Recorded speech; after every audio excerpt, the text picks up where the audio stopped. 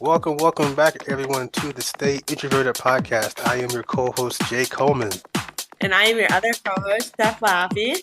And as always, we want to welcome you and thank you for joining the two of us on this podcasting journey that we're on. You know, just two introverts talking stuff. Right, Steph? That's right. Thank you for that. Thank you. Great what do you want me to say? Oh my goodness, yeah, you're so right. Great support. I appreciate that. Today I think I'm kind of calm today because we are joined by a guest, Terrance Lee, who I'm not going to lie to you, I am fangirling a little bit, but I'm keeping my fangirl kind of simmered down. She may come out at a point, but Terrance is about to be a two-time author and a fellow podcaster in the introverted space. So we are so excited to have you here, Terrance. And yeah, welcome. Yeah, thank you. I mean, I'm excited to be here. And, I know we were talking before, but I admire so much about what you all are doing with your platform and, between your individual platforms, what you do, and now with the podcast. I think it's awesome. So I'm excited to be here. Definitely appreciate you. As I told Steph before, we're trying to invest in a clapper for when we have guests, but I will clap for you. Because we definitely... my clap is so pathetic. Yes, we definitely appreciate you on here. And let's just call it like it is. We have our very first celebrity in the house. So let's just show him some love. If you don't mind. All right. I don't know about celebrity. I'll take it. But, All right. He's a celeb out here in these introvert streets. So act like you know. But definitely, Terrance, tell the folks about yourself. I can go on about Quiet Voice, Fearless Leader, your upcoming book, but please tell everyone your story and how that inspired you to start the first of two books. Yeah, absolutely. So I tell people my story is one that continues to evolve, but I'll say that it started when I was a kid. I was a kid that surprisingly was actually very loud. I used to talk a lot. And it's because I moved around a lot. My dad took different jobs, when I was coming up.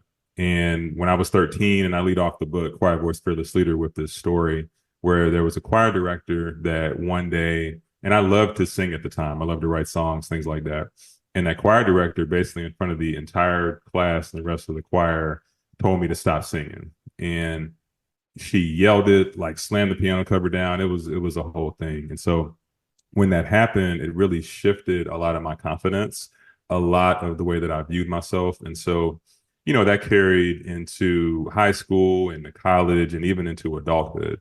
And eventually I got in a space where I was forced, I literally say forced because I did not want to do it, into leadership. There's someone that put in their 2-week notice at work, and there was a big presentation coming up, and they were like, all right, Terrance, so you get to do this presentation. And I was like, no, I don't know who you all are thinking about, but I'm not the guy. And I ended up doing it. And surprisingly, it went very well. And something happened that day where a lot of my confidence, the things started to shift. People started telling me they saw leadership potential in me and things like that. So anyway, from that point on, I started to get different roles, get put in leadership. And I looked back on it here, it was 2020 when I started the Introvert Leader platform. And I didn't really know a lot about introversion, to be honest, a lot about extroversion. I just knew that for some reason, when I would be around a lot of people, I would get drained. Or for some reason, when I wanted to have a deep conversation with somebody, I really preferred that to having like small talk and talking about the weather. Like there were all these things about me that I didn't understand. And when I started the Introvert Leader, I wanted to empower fellow introverts to show them that your introversion is a superpower, that regardless of what you think, like you are a leader, you are amazing, regardless of what field you're in, regardless of what you do. But there were so many things I didn't even know about introversion at the time. So it's funny that I started the platform based on that.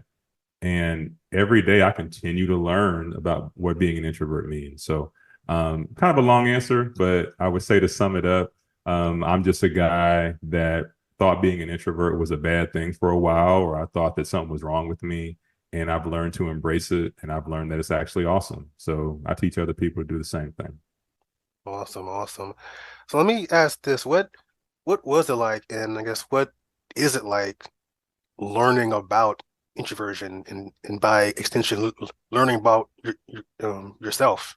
Because we're all kind of on our own journey of learning, and it's different for each person. So I want to know how it is for you.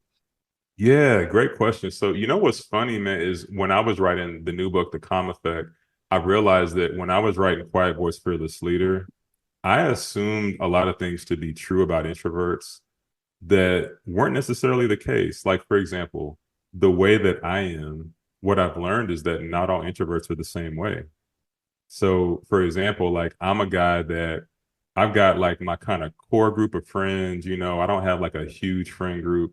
And I also like when I'm out, depending on who it is, if it's people I'm close with, I can be out hanging out for like hours. We can do our thing. But if there's like somebody there I don't know, or if it's a group I don't really know like that, I'm like an hour, hour and a half tops. Like I'm looking at the watch, I'm like, all right. But some introverts aren't like that. There's some introverts that they actually are okay being out for long periods of time. They don't get as drained. But at the end of it, they are ready to go home. It's just that, their clock might be a little longer. For them, they can be out 3, 4 hours, no problem around people they don't know. So I think, yeah, learning about introversion, learning about myself, I would say that I thought all introverts were kind of this thing. They were more maybe like me, but that's actually not true. We're a very wide spectrum of people with different types of personalities, ways we do things. And I think that's been very interesting to learn that. Absolutely.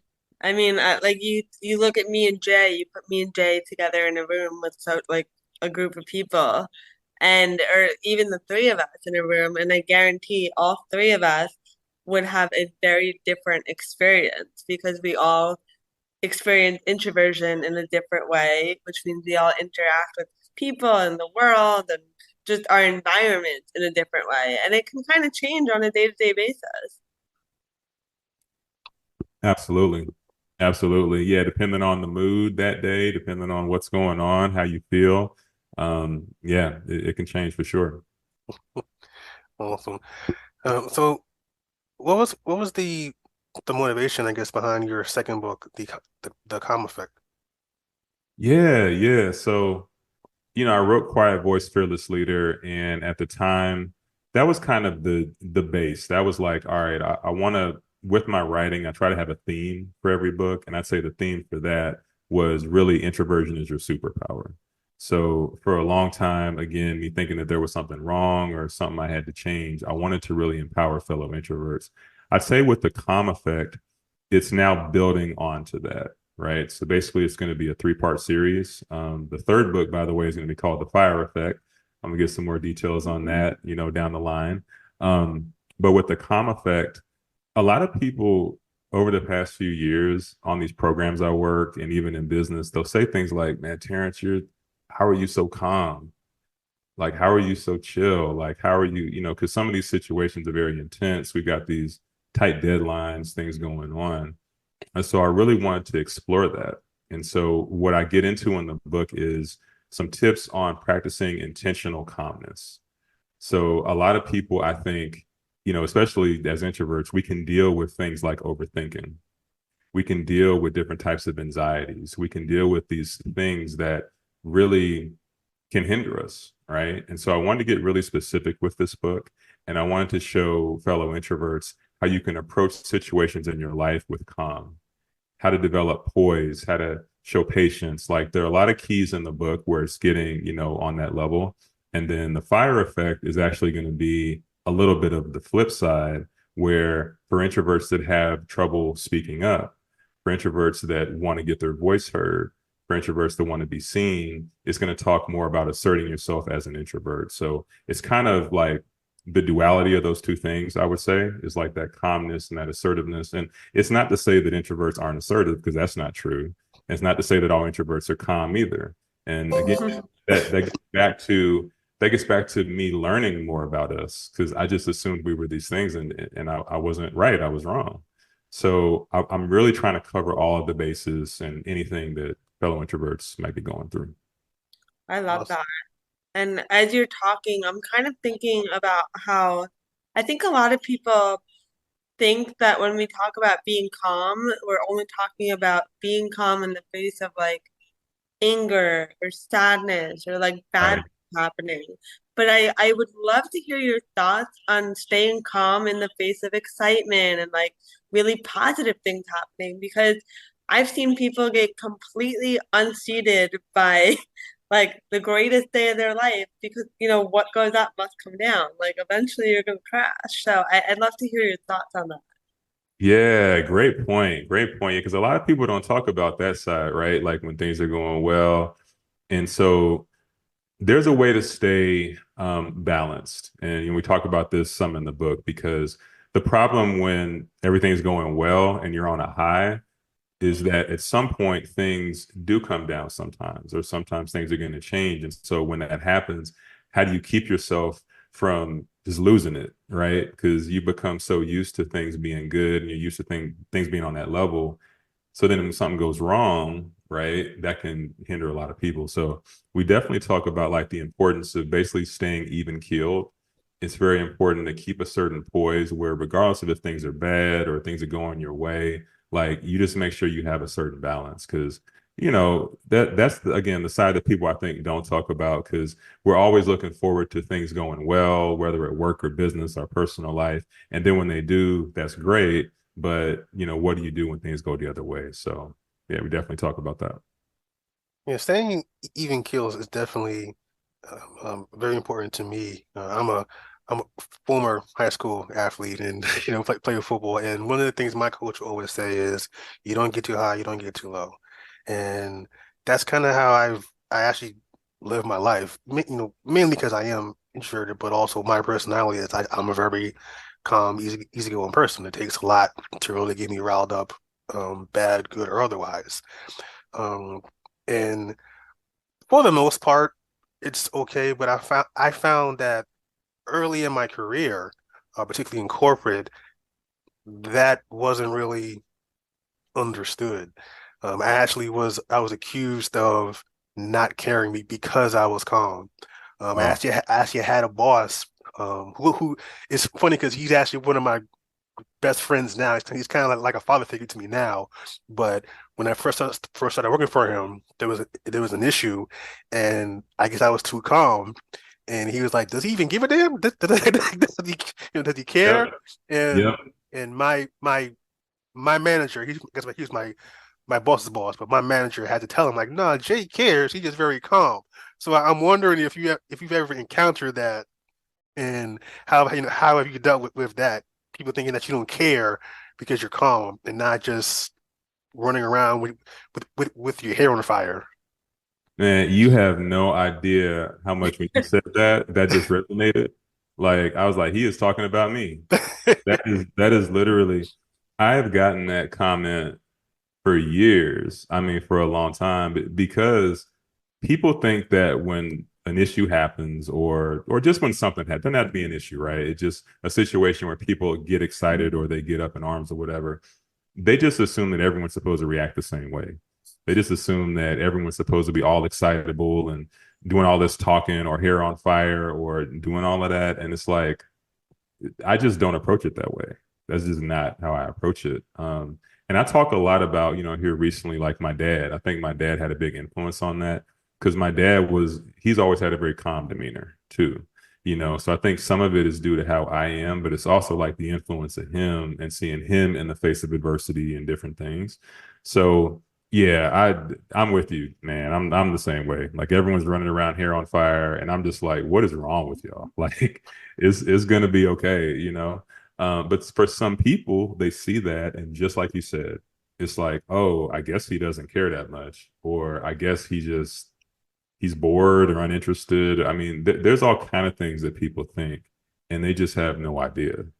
So yeah, I can totally resonate with that. Well, it's interesting you mentioned how the effect that your father had on you because I find myself thinking now about kind of the effects that our parents have on us. And I grew up with my mom primarily, and this isn't a you know man or woman thing, but I noticed that kind of how as she tended to get more excitable, I would kind of come down, and it'll just kind of just it'll just just to kind of offset that. But conversely, I've also noticed a lot where if I see her too calm about something that's very obviously important, um, Watch out. yeah, like I actually tend to get more assertive, not not excitable, but more assertive. Like, yo, can we take care of this now? Like, are you good? Are you sure?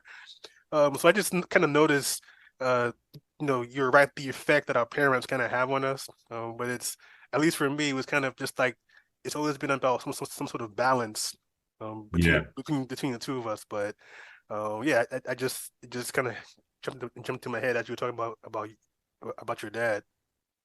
Yeah, absolutely. Absolutely. It makes a big difference, like seeing the way that they interact with situations.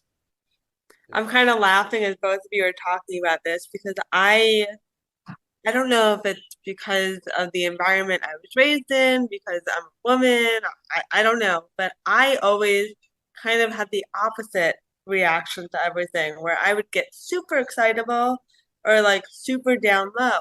But a lot of the times, I think, like in hindsight, I don't know if I actually felt that way or if I felt pressured by society to behave that way.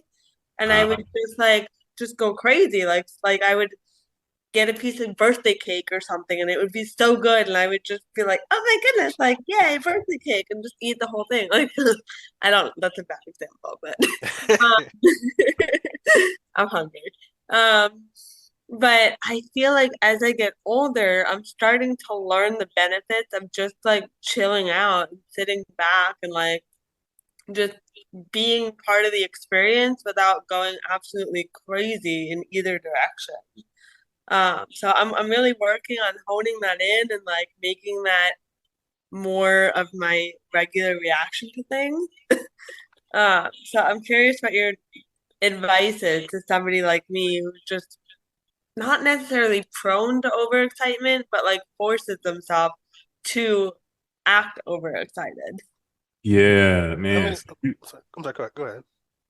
Oh, so yeah, no, I was gonna say you said something so key in that Steph, like when you were saying like pressured by society, and I've gone down that road too, where I felt like I had to be extra, I'll call it, or whatever, it is to be outside of myself.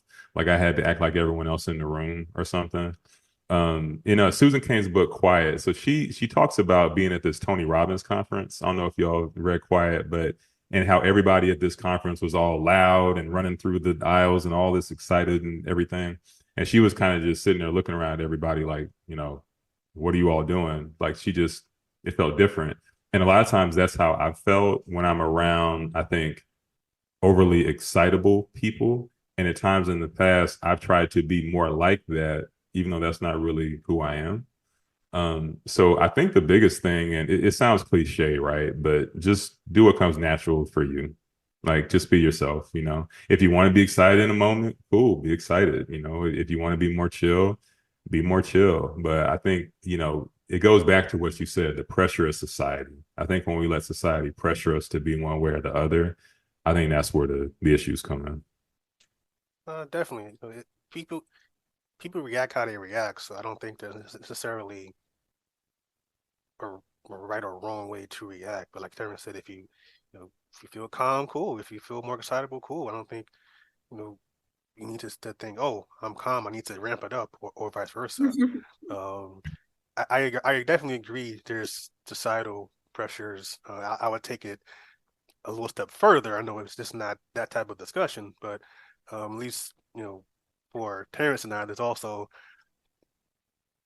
ideas of how black men are supposed to react and act. And I don't know, I don't want to speak for you, but I know I ran into certain issues because I was calm, dealing with my community. Like there's this thought that you're supposed to be amped up over every little thing, and that's Yeah. not how I was.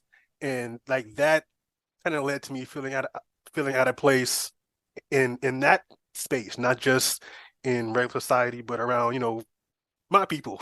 And so there's that.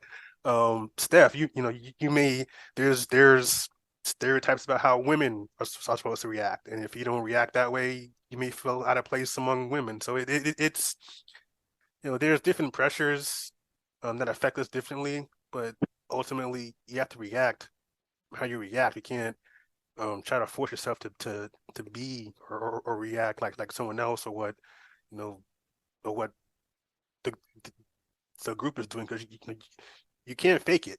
You can it only gets you so far, and then you just have to be sorry, you have to be yourself. So I know I say it Terrance, but I guess if both of you have kind of felt that extra layer, I guess, of pressure from society. Yeah, yeah, absolutely. I mean, I would say that the ironic thing, I was thinking about this not too long ago, actually, but like a lot of my associates from like college, friends from college, and even coworkers, like a lot of them are extroverted. And it takes a lot of energy out of me sometimes. you know, it just does. I love them. I love them. Don't get me wrong. But I think like in high school, a lot of my extroverted friends, I would try to force myself to match their energy. I would try to match where they were at. And in college, I would like try to do the same thing, which is probably why I drank so much in college. Same. Uh, seriously, because it was like I wish I knew then what I know now. Like there were times where I'd be out with my friends or at a party or something, I'd be ready to go, but instead of leaning into that, I'd have another drink because Yeah. it would make me more social. Does that make And then sense? you like fall off a cliff, like, and you're like, shit, I'm still out, and this is really Yes. not good. But like, Yes. what am I gonna do? I'm just gonna have another one. Yep. That's And I literally, it wasn't even that I needed another drink or one. It was just, oh man, like I'm ready to go home, but I got to be more social because all my friends are super social. So let me, be like that. And then, Jay, kind of to what you said, like absolutely, like, I'll say specifically within, like African American community, there's a certain expectation. So I went to Florida A&M, historically Black college, and so the way that a lot of like the guys were, that most of them were extroverted. Most of them, they talked a lot. They just had a different personality than me. So when I would be around and be in certain circles, I kind of became known, not kind of, I did become known as like the quiet dude. I was the quiet Yes. guy. You know what I mean? And again, I wanted to be more social, wanted to be liked or whatever. So like I would drink more to make myself social and to do all of these things. And by the way, nothing wrong with, like, I'm not saying anything wrong with having a drink, nothing like that. That's not the point. It's more so that I was doing it to try to match what I thought I was supposed to be in the eyes of other people. That's more what it is. So yeah, I can totally relate, Stephanie, what you're saying on that, and JU as well from that perspective. I did that for a long time. Yeah, and it's so funny because like as you're talking about your college days, I'm just like reflecting on mine, and part of me is like shaking my head at myself, but I'm also like, you know what, whatever, it got me to where I am. I went to Penn State, and super rah-rah football, frat star life, whatever. So not me. But I would often find myself like at a frat party at 5 o'clock in the morning, like just having another drink because everybody else was doing it, and that's what was cool. And even now at happy hour, like I don't really drink anymore, but I'll be at happy hour with my coworkers, and they're all having, drink number three. But now I'm finding myself in a place where I don't really care. I don't want to drink tonight, so I have my water, and I wake up feeling good the next day, ready to go to work. And if you guys don't want to do that, that's great. But it's so nice. And I wish that I had this ability to just say, I don't really feel like drinking tonight, or I feel like drinking tonight, and that's okay. Um, but like letting it just be my choice rather than the influence of what everybody else is doing. Exactly. Exactly. Yep. Yep. And I know Jay's not a drinker, so you're probably like, I don't get it. From the I don't yes, I don't drink, but I understand the calming effects that alcohol can have on folks, or in the ability, I guess, to loosen people up. But yeah, drinking just isn't my thing. I don't like alcohol, but I've still been at places or at events and functions where I was ready to go after I said hi, but you can't just you know I tell people all the time like I zone out a lot. Sometimes it's in hour three, sometimes it's after someone says hi, my name is. I can't control it. But when I'm ready to go, I'm ready to go. But there's also that part of you, like Terrance and you said, where you don't want to seem like a buzzkill or a killjoy. You're thinking about future invites. Like you might have a good time next time. You might have a good time tonight. And you have to weigh those. But I have definitely left a party early and found my own way home. Because it just it got too much. I think even in college, I guess looking back, I'm proud to say that for the most part, I kept true to myself. I didn't overextend myself, and I left when it got too tough. I stuck it out if I could, and I just kind of let the chips fall where they may. I wish that I was able to better articulate how I was feeling, in those moments. I think that's something that I've learned. I've had to learn through trial and error how to do, and I'm still learning how to do today. But yeah, for the most part, I've managed to kind of still be myself in those situations. But I can tell you, experiencing all this sober ain't much better either. uh, Sometimes being fully aware, ain't what crack up to be. Gotcha. But have a drink, guys. Have a drink. I'm sorry, go ahead. Yeah, I'll tell you, I commend you, Jay, honestly. I mean, I think that you saying that, the courage to be yourself, right? Like, it sounds, people say it all the time now. It's kind of become this like thing. People say like, be yourself, be you, all of that. But sometimes that is the hardest thing to be, is just be you. So the fact that you did that, man, I mean, I commend you. I wish I would have been stronger and been that way too. It literally took me like over the past probably 3 to 4 years, where I'm finally at a place where it's like, this is me, this is who I am, take it or leave it. If you like me, cool. If you don't, oh well. Like that's where I'm at, and it's a great place to get to. So Yeah, I kind of hate when people are like, just be yourself, but it's like, just be yourself. Like it's the best advice, but it's also like when you're not there yet, it's it's so frustrating. Like, what does that mean? What does that mean be yeah, yourself? Like, I remember going into kind of switching gears a little bit, but going into interviews for jobs and internships and stuff, um, and even going into presentations in the corporate world, I'd be like, what do I do? Like, what advice do you have? And people would be like, just be yourself. And I'd be like, what? What does that mean? How? What? Who's that? yeah, that's the thing. Everyone says be yourself, but that assumes that we know who we all are. And Yeah. like you said, Terrence, we're well into our adult years, still figuring that out. And I don't think people understand or appreciate that. I used to hate that question. Who are you? Bitch, I don't know. Like, but Who are you? you can't say that. But it's like I'm 20 years old. Who knows who they are at 20? right. It's a journey.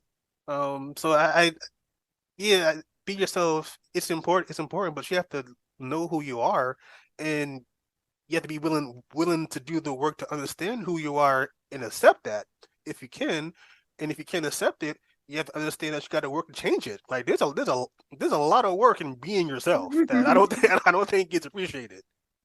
Yeah, absolutely. I mean, you got to be self-aware, and a lot of people, they don't want to take the time to just sit and look in the mirror and ask themselves, like, what do I really want?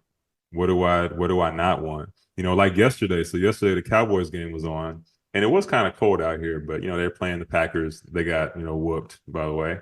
But at one point, I had thought to reach out to a few of my friends and maybe go watch the game and stuff. And I was sitting at the house. It was comfortable. It was warm, and there was a TV there. And I said, you know what? Why do I have to go anywhere? Like, I don't have to go anywhere. I'm actually good right here, I love that. And there used to be like this feeling in the past, I'll say, of kind of guilt around that. Like there would be times where I would be just at the house chilling, and I would reach out to a friend, or a friend would reach out to me, and I would end up going out somewhere when really what I wanted to do was stay home. And the times when I would stay home, it's almost like there was this feeling of like guilt or something, like, because I would tell my friend I didn't want to go, or I would decline the invitation. Where now, if I don't want to go, I'm just not going to go. Like, I don't, there's no guilt there. There's no anything like that. I'm just in a different space now. I'm not going to be like rude about it, but if I'm comfortable in my space, I'm in my space, and that's just where I'm at. So I think you start to learn things about yourself, and you start to learn what you're okay declining and what you're okay not doing and what you are okay doing. So, but it takes a lot though. I would still say I'm not 100% there. I'm a lot farther than where I was though. But I don't know if we're ever 100% there. Like I feel like yeah. I Yeah. feel like I'll have failed if I'm not still learning things about myself and I'm 97 years old and like, oh, God bless, hopefully I make it that far. Um, but like I want to be learning more about myself every day until the day I die. Let's see if I feel that way at 97 when I'm like barely hanging on. But um, I don't know. I feel like there's always every time you think that you've arrived, there's just more comes up and more like just appears that you didn't even realize. Absolutely. Most definitely. So this has been a very awesome awesome discussion topic. But I want to switch gears a little bit and kind of bring it back to your book a little bit. I think you talk about how you can use calmness to thrive at work. You did touch upon it a little bit, but can you give the listening audience one kind of what that means, but also how you can actually use calmness to thrive in the work environment? Yeah, absolutely. So I'll give a few scenarios, I'll say, that I touch on in the book, and just some things that a lot of times I'll say specifically as introverts, we have as strengths that we may not even realize or forget about. So one thing I talk about is the gift of observation. So a lot of times introverts are very good at reading the room, at reading people, right? So a lot of times I'll do this thing where I'm on a meeting, or I'm on a call, and anyone listening, they can do the same thing. And instead of being the first one to talk, a lot of times I'm going to spend the beginning of the meeting listening. And if I'm in person in a room, I'm going to be listening, but I'm also going to be watching body language also. I'm going to be listening for tone. I'm going to be watching body language. Like there are a lot of things that I talk about that we're naturally able to see that a lot of other people miss.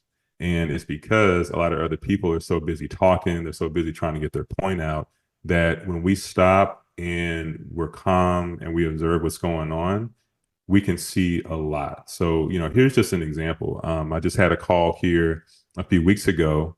And on that call, I could literally tell from someone's tone on the phone that this person was pissed off. The other person they were talking to, I don't think they caught it, but I caught it. Right. So after the call, I had a conversation with them like, hey, so are you good? Like, do you have a issue with what so-and-so said and all of that? And they let me know like they had an issue, like it was a thing. Right. But I don't think anyone else caught it. So there are certain things, when you stop and you listen and you observe, as opposed to just trying to rush through everything really quick, in life and at work, like we're just on the go, right? Like things are moving fast, things are happening. A lot of people don't stop to be patient and to just listen and observe what's going on. So that's one of the things we talk a lot about, is just observation. And then, developing poise. There's a chapter related to just having poise. So give a lot of examples on that. Because, again, I thought that all introverts were naturally calm because I think I tend to be more calm, but that's not necessarily the case. And so I wanted to give some tips and some keys for introverts that may not feel as calm, that may get more anxious in certain situations. So that's a lot of what we talk about when we get into poise as well. Nice.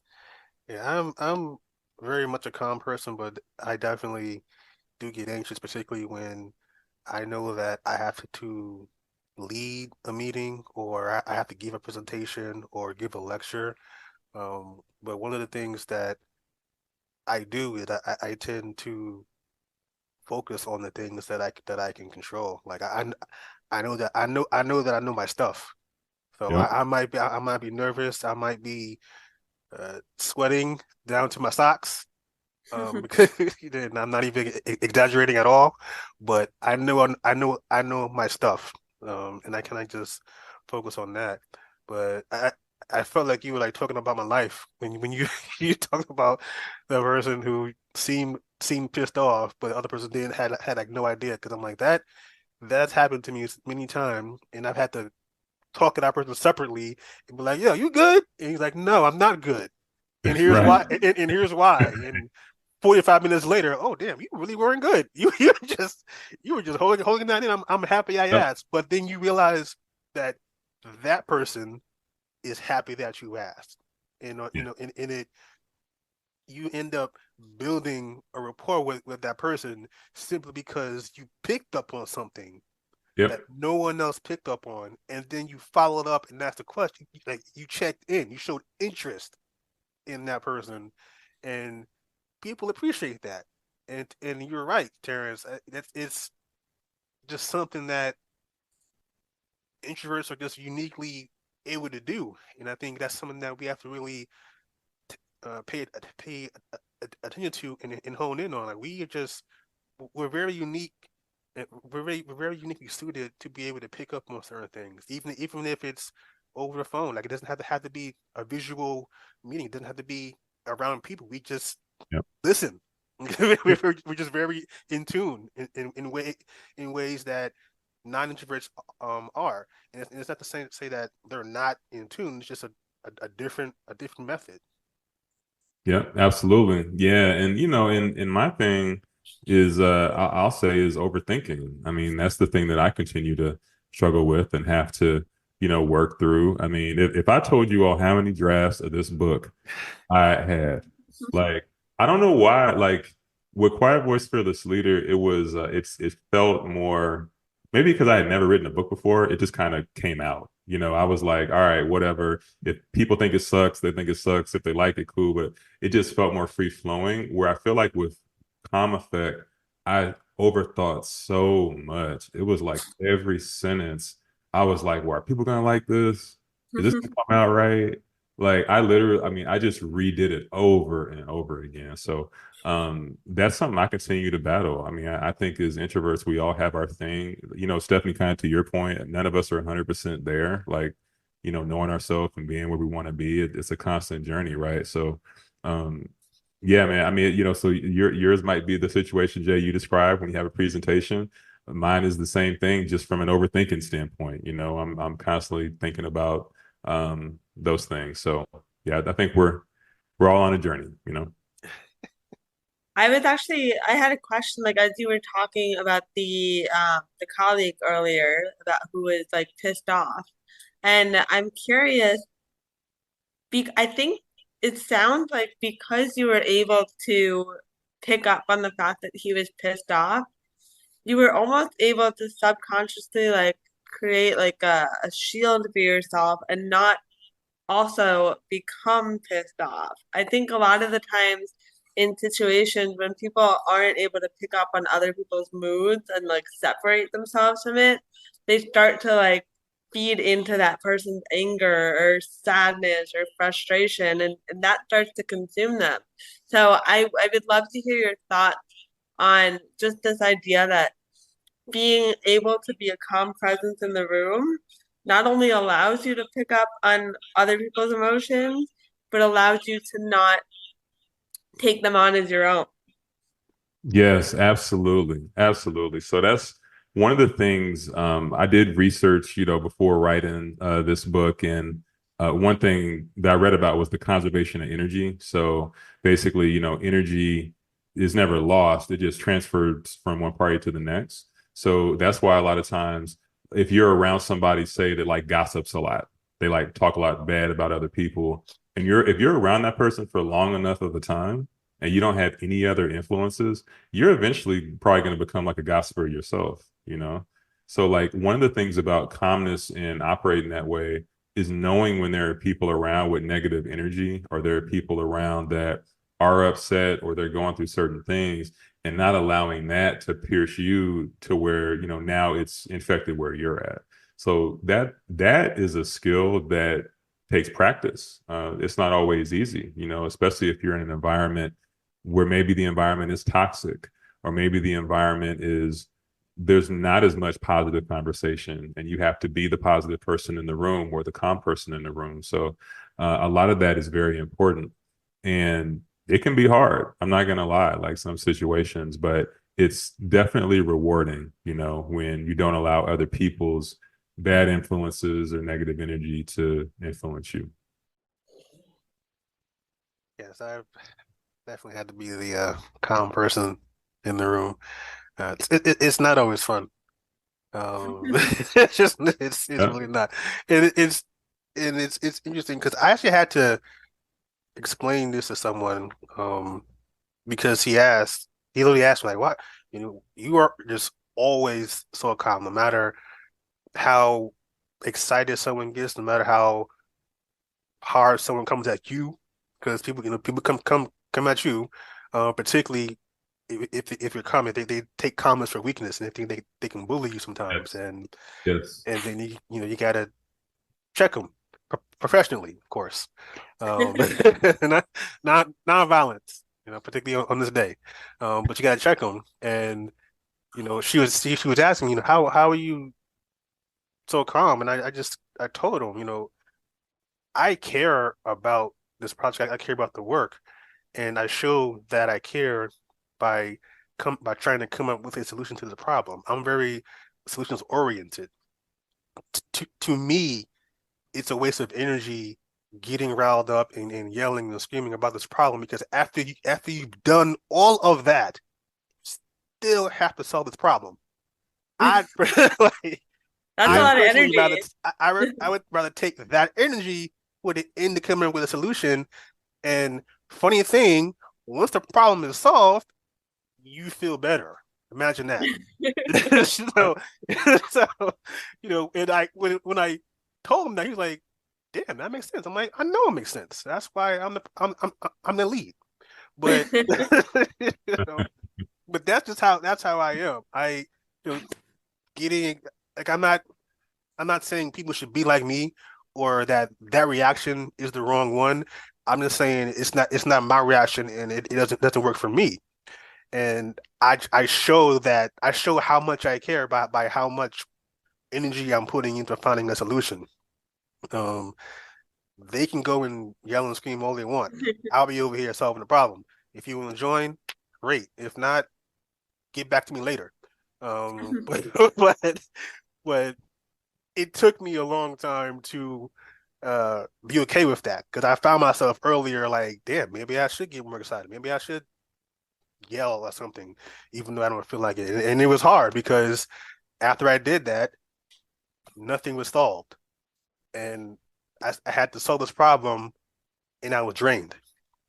So I was like, I well, think people get excited, like they get like triggered when you're too calm, like because they're yes, not calm, and so they Yeah. want to like rattle you, and it's like you're not helping anybody, including yourself. So please take a chill pill, yes, slow and down. for me personally, that's the wrong way to go, because if I know you're trying to get me upset, it, it's gonna be a long day for you, because I'm already a calm person. Like I'm just going to look at you like, what are you doing, child? It's so, but you're right. People really try to they look at you as a target sometimes because you're calm, and they try to rile you up, or they try to, I don't know. It's Yeah. people are interesting, but I say a lot to say that um, I don't know. What's my thought? I'm like Steph. I'm like Steph now. Her energy has transferred to me. Uh-oh. Are you trying to rile me up? Shit, I'm calm right now. I'm merely pointing out the positive influence you've had on your co-host. There you go. He cleaned it up. He cleaned it up. But Jay, you said something that was interesting. Taking calmness for weakness. Man, that is something that I actually got that on a mid-year review a few years ago. Like, it's funny, you get these reviews at work and stuff, and they talk about all like the positive stuff. I was always one of those, like, I'm like, all right, I see the positive stuff, but what are y'all about to say is wrong, or about to say that? And one of the critiques on me was, Terrance is very highly respected. However, I could see some people potentially taking his calmness for weakness. That was literally like what they said. So it's funny because I do think there's a duality to things, right? There's being calm and there's having that approach. But sometimes, kind of, Jay, like you said, you also have to check people sometimes too, or you have to push back. And that's kind of why I wrote the two different books, The Calm Effect and Fire Effect, because I didn't want introverts to think that, oh, just be, reserved all the time, just have that approach. No, sometimes you also need to assert yourself as well. Like I think it's a two-sided coin, and it's like knowing when to be on which side, if that makes sense, like when to take which approach with things.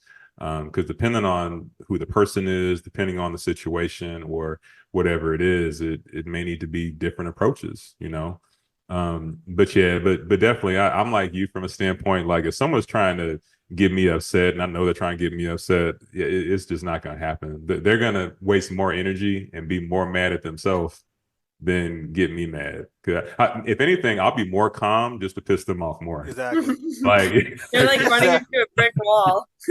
Yeah, it's not gonna happen. So you're gonna hurt yourself. Like, stop. Right. I do like that you put the books in that order. I think that was a really great move on your part. Like, instead of doing the fire effect first, you did the calm effect first, because I think you can assert yourself calmly, right? But if you had gone with the assertive one first and then calm, I feel like you'd almost be like kind of firing people up and then having to try to calm them down, where the reverse is a lot easier. Exactly. I appreciate you noticing that, because that was, I'm an introvert. Yeah, see, you observed it. See, you observed it. Yeah, that was a lot of what the reasoning was. Start with kind of calmness, right? And then, bring the point home that sometimes you have to do the other side. So, yeah. Absolutely. Well, speaking of these two books, where can people find your books? Yeah, absolutely. So Quiet Voice Fearless Leader, that's available at quietvoicefearlessleader.com. And The Calm Effect, which is actually on target to come out this spring. I have the first chapter available for download for free. So, I'll send the link to you all, so that'll, can be in the show notes. I will say that I'm in the process of building a new website. So I'm actually going forward going to be offering my books to be sold direct as opposed to just on Amazon. So I'm still going to have my books on Amazon, but I'm going to be selling direct because I want to be able to sign the books for people. I want to be able to have more of a direct connection with my readers. So that's a lot of what I've been working on here the past month or so, getting that together. But yeah, so Quiet Voice Fearless Leader, people can go to quietvoicefearlessleader.com. And then here in the next few months, I'll have a new website where people can buy The Calm Effect and Quiet Voice Fearless Leader direct as well. So, nice. Will you let us know when you have a book signing in our cities? Absolutely, of course. Yeah, that's the next thing I'm trying to plan. I think I'd like to definitely go on the road, do some cities. Yeah, I'd love to do that. So I will let you all know. Appreciate that. Amazing. What about social media? Where can folks find you, follow you, chat? For sure, for sure. So on social, Instagram and TikTok, I'm at the introvert leader. On Twitter, I'm at introvert lead. So definitely very active on Instagram and TikTok. Twitter, I'm starting to get a little more active on there as well. But for sure, follow the page and comment, and look forward to seeing everyone on there. Yeah, TikTok is hard. I haven't fully understood it yet. It's weird. Yeah, it's different. It is different. It's, Yeah, like, I was thinking of making a Twitter, so I'm curious, like to hear sort of your experience with that because I know everybody's like, get me off the platform. Like everyone's like freaking out about it. I'm like the kind of person that goes in the opposite direction of everyone else. So Yeah, so I'll tell you, I've been able to build, surprisingly, I've been able to build a nice following on Twitter. yeah, because everyone's running away. Yeah, a lot of people are running away from it, and I kind of like the fact that you can just be short and sweet. You can just write Yeah. or two, hit send, and that's it. I think where with the other platforms, making videos, having it's a little more. Where Twitter, if I just feel like doing a tweet, I knock one out in 10 seconds. Right. That's why I love Threads. So I'm like, let me just like take the same energy of Threads and bring it to another platform. Yeah, yeah. Cool. Yeah, I have to get on my Threads game. I've been slacking. What? I've been slacking on Threads. I have to get on my Threads game. It's all right. I got the Threads. I got that covered. We're good there. Awesome. And Terrance, you also have a podcast that I want to quickly promote as well. Yeah, for sure. So Quiet Voice, Fearless Mind podcast. So people can, best way is to go to my link on Instagram or TikTok, and I've got the link to the show in there. I will say that as of now, I've paused recordings of the show. I'm going to start back recording. And really that was to focus on my writing. I really wanted to get Calm Effect finished, get everything edited and all that. But episodes will likely be coming out. I need to decide when I'm going to restart. But yeah, people can listen to those episodes. Just go into the link in my bio. They can catch those. I'm kind of happy about that because that means I can catch up. I've been a little behind on your episodes. Yeah, they're all up there. Yes, and are they on YouTube as well? Yes, also on YouTube. Oh yeah, for sure. And if anyone's on YouTube, I'm at the Introvert Leader on YouTube as well. So trying to get a lot more active on there too. So would love for anyone to subscribe and check me out there too. Yes, amazing. If you haven't gotten the point by now, support this man. Support him. He's a celebrity, guys. Like, don't embarrass us. We want. Just kidding. Like, no, we're not. No, we are not. Don't embarrass us, fam. Support this man today. Thank you. But yeah, this I have to say, like, not to be cheesy or anything. I don't even care. But this really had a very calming effect on me today, this whole conversation. So I'm going to a networking event today. I feel great. I feel calm. I'm ready to go. And this conversation was a big part of that. So thank you. All right, there we go. So hey, so the calm effect, it works. See, there we go. Exactly. Same here. Like, I got a basketball game that I'm going to watch on the couch. I'm calm. Love it. I'm ready. I'm focused. There you go. Hey. Amazing. Appreciate it. Anytime. Thank you so much. All right, so I guess we should wrap this thing up. Yes, it is time for Steph to do the thing. I'm right there. Okay, I got this. I'm so calm. I'm so calm. Let me do this.